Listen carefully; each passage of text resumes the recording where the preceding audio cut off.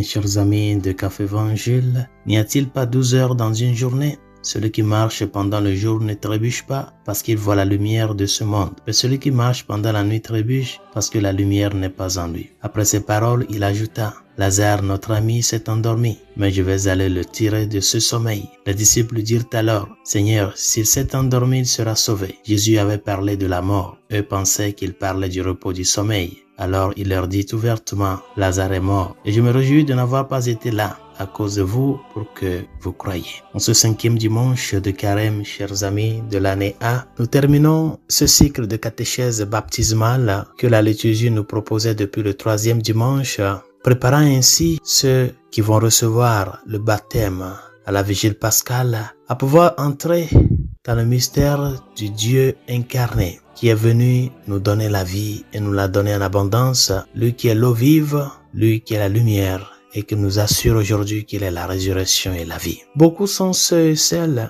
qui désirent constamment vivre éternellement, c'est-à-dire cette vie dans la chair humaine, qu'elle soit prolongée, ne pas mourir. Et c'est bien, cette prétention et ce souhait. Mais je crois que le fait de penser ainsi ne répond pas à la logique du mystère du salut. Chers amis, la vie, elle n'est pas appelée à être la même, mais elle est appelée à être transformée. Et cette transformation vient de par le mystère de la résurrection. Jésus dit: je suis la résurrection et la vie. Autrement dit, que la mort dans la chair humaine est une condition. C'est lui qui nous ressuscitera et transformera cette vie d'antan en une nouvelle vie, la vie éternelle. Par conséquent, ce n'est pas une question de chercher à vivre permanemment sur cette terre, mais surtout de parvenir à la transformation de notre vie en celui qui est le ressuscité. La résurrection de Lazare, chers amis, doit nous rappeler deux choses. C'est Dieu qui donne la vie et la capacité à la transformer. Dans notre désir humain, nous voulons toujours que notre vie demeure celle qu'elle était et celle qu'elle est. Mais Dieu nous a créés pour que cette vie parvienne à une transformation totale en lui. Une transformation. Et c'est ça l'Église est appelée à porter au monde. De que cette souffrance que tu es en train de traverser, cette douleur que tu portes, cette peine, cette joie, tout ce que tu vis est appelé à te faire transformer dans cette vie nouvelle du Christ. Je suis la résurrection. Je suis la vie. Le Dieu que nous adorons, chers amis, c'est le Dieu de la proximité. Que la liturgie nous propose cet évangile avant la semaine sainte, c'est pour nous rappeler que celui que tu verras sur la croix, couvert de salive, couvert de crachats, défiguré, c'est lui qui est l'auteur de la vie. C'est lui qui est le Seigneur de l'histoire. C'est lui seul qui a capacité de transformer ta vie du moment où tu la lui confies. Que son aspect physique, le vendredi saint, ne t'amène pas à douter de son autorité divine. Il est Dieu, il demeure Dieu. Ben, s'il est parvenu à cette défiguration, c'est par amour pour toi. Il a accepté tous les crachats, toutes ces situations incommodes pour toi. Il est le Dieu de la proximité. Il est le Dieu qui s'est fait intimité avec nous. C'est un Dieu qui sent.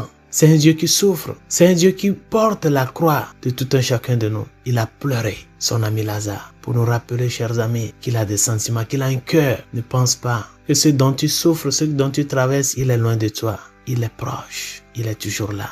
Et pourquoi il ne fait rien? Il en fait beaucoup. Mais comme le dit Saint Augustin, le mystère de la liberté humaine est si profond et si grand que Dieu lui-même, devant ce mystère, s'arrête. Il n'entre pas. Oui, bien-aimés dans le Seigneur, à l'approche des célébrations du mystère pascal, n'oublions pas que le Christ, en ressuscitant Lazare, veut nous montrer qu'il est l'auteur de la vie. Je ne sais pas en quoi tu te trouves et tu te retrouves. Peut-être tu crois que pour toi, ça n'était fini. Le Christ vient et il demande d'ouvrir le tombeau. Ouvre ton tombeau. Même si ça sent mal, ouvre-le. C'est lui qui va faire transformer cette malodeur en une baume de parfum. Ouvre ton tombeau. Le tombeau de ces addictions-là que tu vis, que tu portes, toi seul, personne ne sait. Ouvre-le au Christ. Le tombeau de la pornographie, de la drogue, de l'alcoolisme, de ces zones d'ombre que tu caches en toi et que personne ne sait. Ouvre-le au Christ. Et comme il le peut, il le fera pour toi, afin que cette Pâque de cette année soit vraiment un moment de vraie résurrection pour toi. Ressusciter avec le ressuscité et demeurer